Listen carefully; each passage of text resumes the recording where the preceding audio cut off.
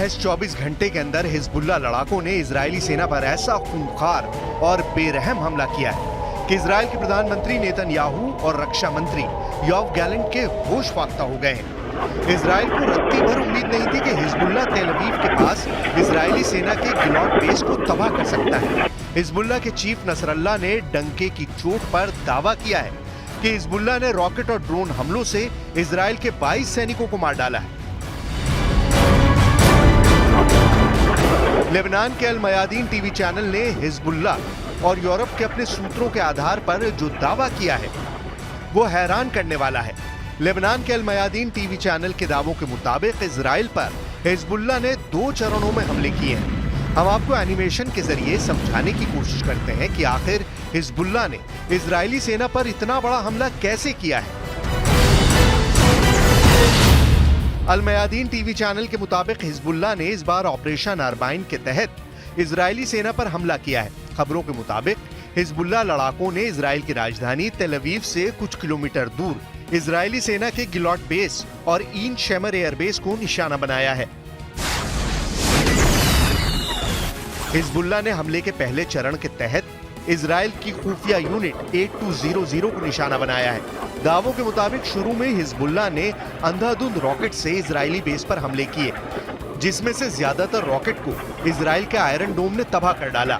Hezbollah का दावा है कि ऐसा उसने जानबूझकर किया था ताकि आयरन डोम की प्रतिरोध की क्षमता को खत्म किया जा सके। इसके बाद हिजबुल्लाह ने इजरायल के गिलॉट बेस पर दूसरे चरण का खौफनाक हमला किया। हिजबुल्लाह ने अचानक सैकड़ों ड्रोन से इजरायली बेस पर हमले कर दिए। ड्रोन का हमला इतना तेज था कि गिलॉट बेस में बैठे इजरायल खुफिया यूनिट 8200 के सैनिकों को बचने का मौका तक नहीं मिला। अल मयादीन टीवी चैनल के मुताबिक हिजबुल्लाह के ड्रोन हमलों की वजह से इजरायल के 22 सैनिक मारे गए हैं, जबकि 74 इजरायली सैनिक बुरी तरह से जख्मी हैं।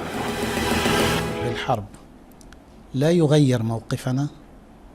نحن من البداية قلنا أننا نساند غزة، وعادة إذا حصل حرب في أي مكان في العالم المفروض أن المعالجة تكون بانتهاء الحرب.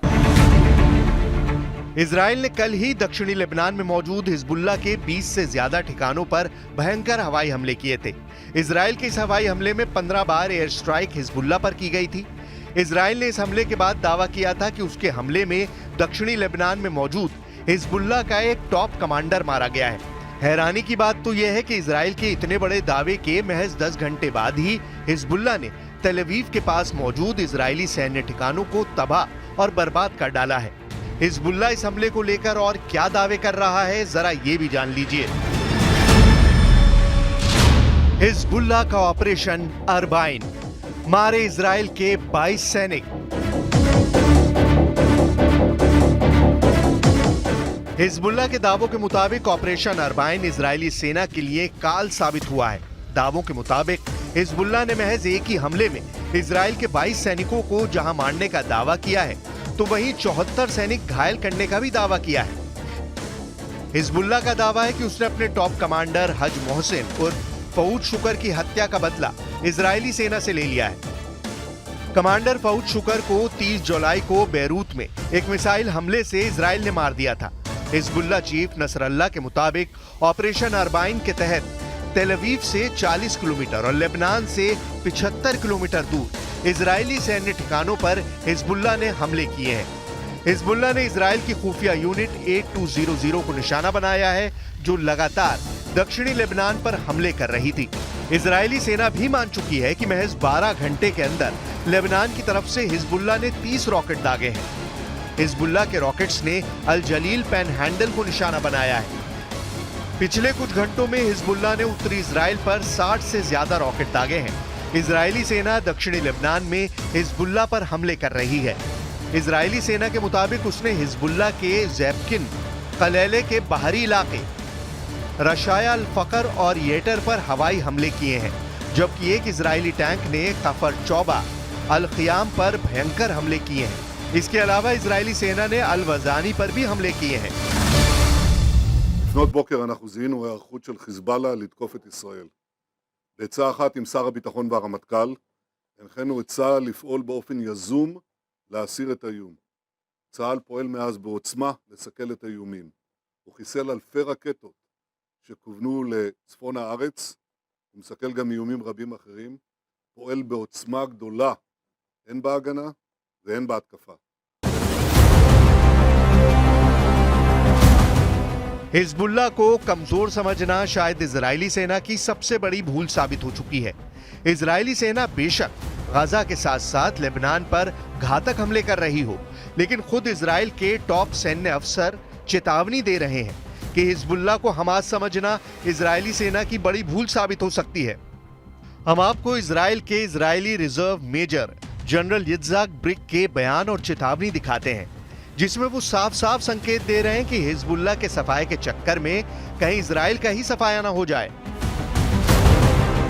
Reserve major general Yitzhak brick का साफ कहना है कि अगर लेबनान से सीधी और बड़ी जंग इजराइल ने की तो हिजबुल्लाह इजराइल के तेल अवीव, गुशदैन को तबाह कर सकती है। इजरायली जनरल ने यहां तक कहा कि अगर इजराइल ने लेबनान के साथ युद्ध को आगे बढ़ाने का फैसला किया तो इसके गंभीर परिणाम भुगतने होंगे।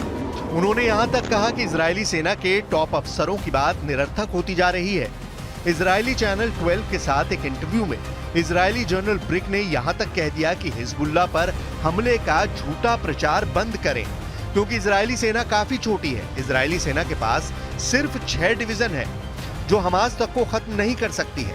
ऐसे हालात में लेबनान में हिजबुल्लाह से सीधी जंग इजरायली सेना की 6 डिवीजन नहीं कर पाएगी और लेबनान युद्ध इजराइल के वजूद पर बहुत भारी पड़ सकता है। इजरायली जनरल यित्ज़हाक ब्रिक खुल्लम खुल्ला इजरायली टीवी चैनल पर इजरायली सेना को कटघरे में खड़ा कर रहे हैं। इसके पीछे की सबसे बड़ी वजह है हिजबुल्लाह की जबरदस्त सैन्य क्षमता। इजरायली सेना खुद मानती है कि हिजबुल्लाह के पास 45,000 लड़ाके हैं, जिसमें से 20,000 सक्रिय रहते हैं और 25,000 रिजर्व में हैं।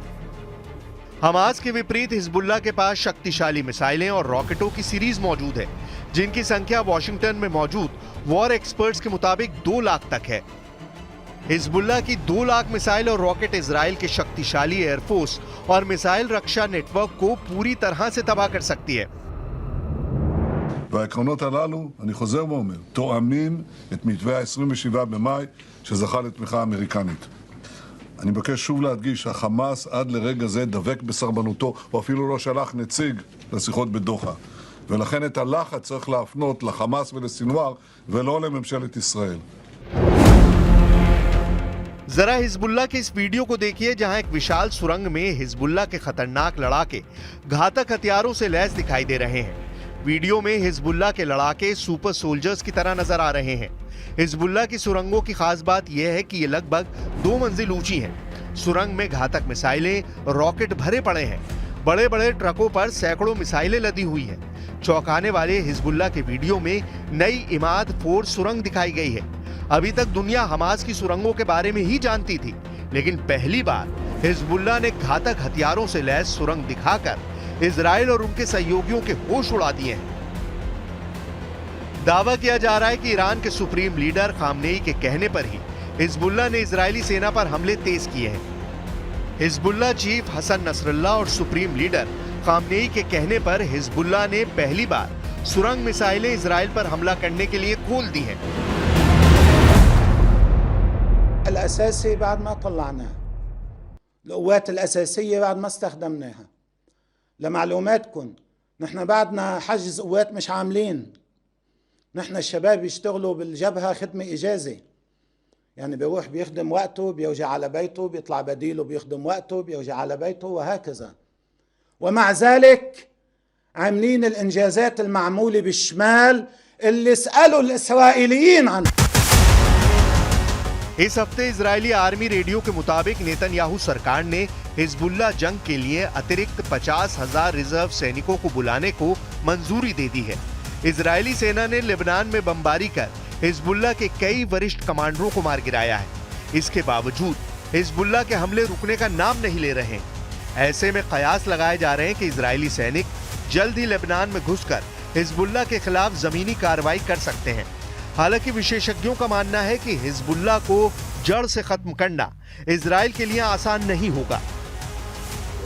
फिलहाल जिस तरह से हिजबुल्लाह ने इजराइल के 22 सैनिकों को मारने का दावा किया है, उससे साफ हो गया है कि अब हिजबुल्लाह और इजराइल में बेहद खूनी जंग जमीन पर शुरू हो जाएगी।